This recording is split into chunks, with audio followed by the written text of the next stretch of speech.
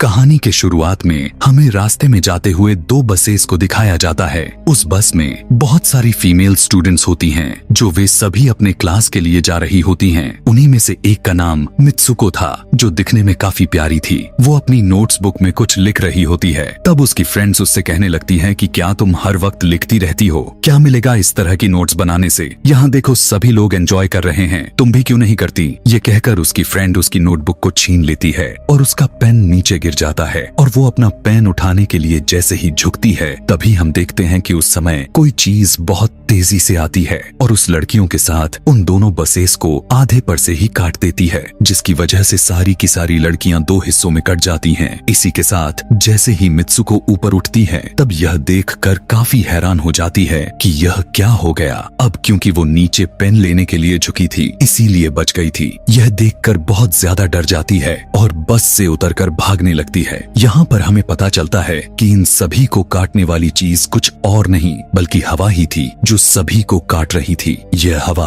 अब मित्सुको के पीछे भी पड़ जाती है। यह देखते हुए मित्सुको चिल्लाते हुए काफी तेजी से भागने लगती है। भागते समय उसे आगे 4 लड़कियां और भी दिखाई देती हैं और वो उन्हें झुकने के लिए कहती हैं, लेकिन काफी देर हो चुकी थी। वो हवा उन्हें भी आधे पर से काट कर चली जाती है। लेकिन उनमें से मित्सुको एक लड़की को बचा लिया था कि तभी इन्हें कुछ साइकिलिंग करते हुए लड़कियां नजर आती हैं, जो कहीं पर जा रही थीं। उन्हें भी ये बचाने की कोशिश करती हैं, लेकिन वो हवा उनके साथ भी वही करता है जो अभी इनके दोस्तों के साथ हुआ। और इसी दौरान वो लड़की भी मारी जाती है, जिसे अभी उस अदृश्य चीज से बचाया था। अब वो यह देखकर काफी डर जाती है और वो इधर उधर भागने लगती है। आगे हम देखते हैं कि मित्सुको जब एक नदी के पास जाती है, तो वो यह देखकर हैरान हो जाती है कि उस नदी में भी पहले से बहुत सारी डेड बॉडीज पड़े हुए थे, जिसने हवा ने यानी उस अदृश्य चीज ने काट दिया था। वहाँ से वो एक डेड बॉडी के कपड़े लेकर चेंज कर लेती है। अगले सीन में हम देखते हैं कि मित्सुको चलते चलते एक स्कूल में पहुंच चुकी है, जहाँ पर और भी बहुत सारी फीमेल स्टूडेंट्स थीं।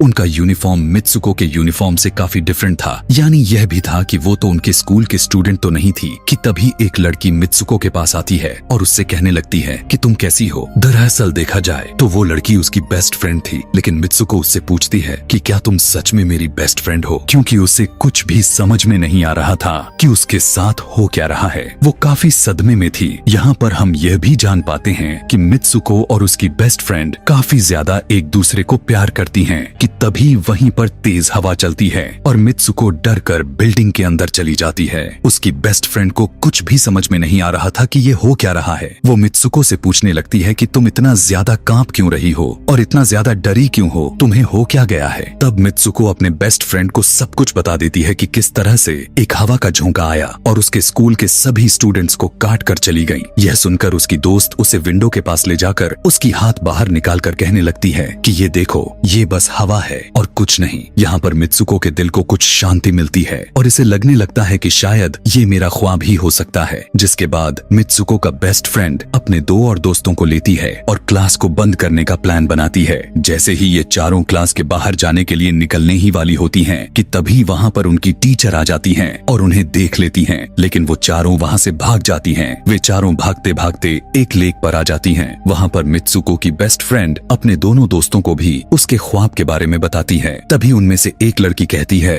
कि हो सकता है कि यह सच हो, जैसे मिरर वर्ल्ड होती है जहाँ पर इस दुनिया से ऑपोजिट यानी उल्टा होता है। यह कहकर वो तालाब में एक पत्थर फेंक कर कहने लगती है कि देखो, यहाँ पर मैंने तो पत्थर फेंका है, लेकिन हो सकता है कि दूसरी दुनिया में मैंने ऐसा ना किया हो। कि तभी अचानक से उस तालाब में से एक क्रोकोडाइल निकल कर आता है, उसमें से एक लड़की को खा जाता है। फिर वो लड़की कहने लगती है कि देखो, मैंने कहा था ना, जो इस दुनिया में होता है वो उस दुनिया में बिल्कुल भी नहीं होता, और जो उस दुनिया में हो रहा है वो इस दुनिया में नहीं हो सकता। तो इसको भी उसी दुनिया में मगरमच्छ ने खाया है। और यहाँ पर ये देखो, ये तो बिल्कुल सेफ है। उसी लेक के पास एक बिस्तर यानी एक बेड नजर आता है। ये चारों उस बेड से तकिए को उठाकर खेलने लगती हैं कि तभी हम देखते हैं दूर से 2 लड़कियां इन्हें देख रही थीं। उन दोनों लड़कियों में से एक ब्राइडल बनी हुई थी, क्योंकि ये दोनों लड़कियां आपस में एक दूसरे से शादी कर ली थीं। जिसके बाद उनमें से एक फ्रेंड बताती है कि हमें कुछ ऐसा करना होगा जो उस दुनिया में इम्पॉसिबल हो, क्योंकि हमारे किस्मत तो पहले से लिखी जा चुकी है, लेकिन हम इसे बदल भी सकते हैं। जिसके बाद ये सभी लड़कियां अपने स्कूल में वापस आती हैं और नेक्स्ट लेक्चर लेने के लिए क्लास में चली जाती हैं कि तभी मित्सुको देखती है उसके पास एक तकिया पड़ा हुआ है।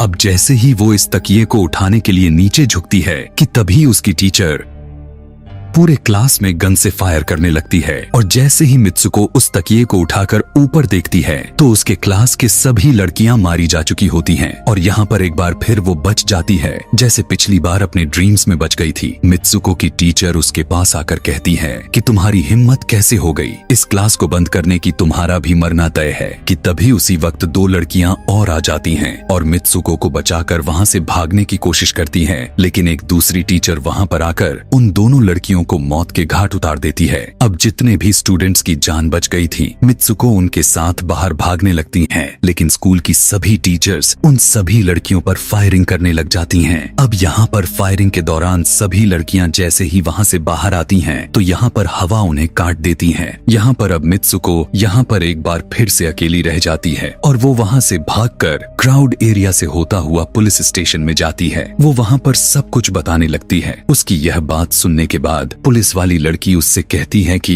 लेकिन तुमने स्कूल वाली कपड़े तो नहीं पहने हुए हैं। और जब वो उसके सामने एक मिरर को रखती है तब मित्सुको उस मिरर में देखती है कि वो तो एकदम से बदल गई होती है और लोग उसे मित्सुको के नाम से नहीं बल्कि उसे किसी और नाम से बुला रहे थे। यहाँ पर हमें पता चलता है कि उसकी शादी होने वाली थी। तब वही पुलिस ऑफिसर उसे उसकी शादी के लिए लेकर जाती है। यह देखकर आसपास के लोग उसे कॉन्ग्रेचुलेशंस दे रहे थे। अब जैसे ही वे सभी उसे लेकर चर्च पहुंचते हैं तो मित्सुको को बेस्ट फ्रेंड भी वहीं पर मौजूद होती है। मित्सुको उससे पूछने लगती है कि यह सब मेरे साथ क्या हो रहा है। तब उसकी दोस्त उससे कहती है कि अभी खामोश रहो, हम अभी किसी के कंट्रोल में हैं, बस जैसा मैं कहूँ तो तुम वैसा ही करो। और यह कहते हुए वो उसका वेडिंग ड्रेस पहनाती है और उसे वहाँ जाने के लिए कहती है। अब जैसे ही वो अपनी मैरिज सेरेमनी के लिए आगे बढ़ती है तो वहाँ की सभी लड़कियाँ उसका मजाक उड़ाने लगती हैं। यह देखकर उसकी बेस्ट फ्रेंड एक एक करके सभी को मारना शुरू कर देती है। जिसके बाद जैसे ही मित्सुको आगे बढ़ती है तो उसके ग्रूम की जगह एक ताबूत खड़ा हुआ नजर आता है। उस ताबूत को खोले जाने पर एक बड़ा पिग बाहर निकल कर आता है। मित्सुको उसे देखकर काफी ज्यादा डरने लगती है और एक टूटी हुई बोतल से उस पर अटैक कर देती है। जिसके बाद मित्सुको और उसकी बेस्ट फ्रेंड चर्च से भागते हुए बाहर आ जाती हैं। यहाँ गेट पर भी दो लड़कियां इन्हें रोकने की कोशिश करती हैं, लेकिन मित्सुको की बेस्ट फ्रेंड इन्हें मारकर वहाँ से भाग जाते हैं। उधर मित्सुको दूसरी तरफ भाग रही थी क्योंकि अब उसे लगने लगा था कि उसके साथ कुछ ज्यादा ही गलत हो रहा है। आगे जाने पर एक और मिरर में खुद को देखती है तो वो एक बार फिर से खुद को बदला हुआ पाती है। अब जिस जगह पर मित्सुको थी वहीं पर रेस हो रही थी कि तभी उसके पास कुछ लड़कियां आकर उससे कहने लगती हैं कि तुम तो बहुत अच्छी रेसर हो, खड़ी क्यों हो, भाग क्यों नहीं रही। और जब वो भागना स्टार्ट करती है तब वो खुद में काफी एनर्जी फील करने लगती है। जिसके बाद मित्सुको रेस जीतने की पूरी कोशिश करने लगती है। भागते समय उसे अपने डेड फ्रेंड्स भी नजर आती हैं जो कुछ वक्त पहले उसके स्कूल में मारी जा चुकी थीं। कि तभी उसी वक्त उसकी बेस्ट फ्रेंड भी आ जाती है। तभी ये दोनों नोटिस करती हैं कि वही पिग और वो औरतें जिन्होंने इनको चर्च में रोक रही थीं, वो सभी इन्हीं के तरफ आ रही थीं। भागते समय कुछ लड़कियां मित्सुको से कहने लगती हैं कि इस दुनिया से बाहर चली जाओ। इसके बाद हम आगे देखते हैं कि मित्सुको भागते भागते एक सुनसान अंधेरी जगह पर आ जाती है। वहीं पर कुछ स्टूडेंट्स नजर आती हैं जिन्होंने यूनिफॉर्म पहना हुआ था। वो सभी लड़कियां मित्सुको से कहने लगती हैं कि हम सभी मरे हुए हैं और तुम्हें भी मार देंगे। लेकिन तभी मित्सुको की बेस्ट फ्रेंड वहाँ पर आकर उस लड़की को मारकर वहाँ से मित्सुको को भगा ले जाती है। मित्सुको की बेस्ट फ्रेंड उसे अपना नाम जोर जोर से पुकारने के लिए कहती है, जिस पर मित्सुको अपना नाम जोर जोर से लेने लगती है। इसी के साथ मित्सुको अपना असली रूप में वापस आ जाती है। उसकी बेस्ट फ्रेंड उसे अपना हाथ दिखाते हुए कहती है कि प्लीज मेरे हाथ में जो वायर लगी हुई है उसे बाहर खींच दो ताकि मैं इस दुनिया से बाहर जा सकूं। लेकिन मित्सुको को डर भी था कि कहीं यह वायर खींचने से उसकी जान न चली जाए। और क्योंकि मित्सुको अपने बेस्ट फ्रेंड को काफी ज्यादा प्यार करती थी इसलिए वो ऐसा नहीं करना चाहती थी, लेकिन ज्यादा उसे फोर्स करने पर वो उसकी वायर्स खींच देती है।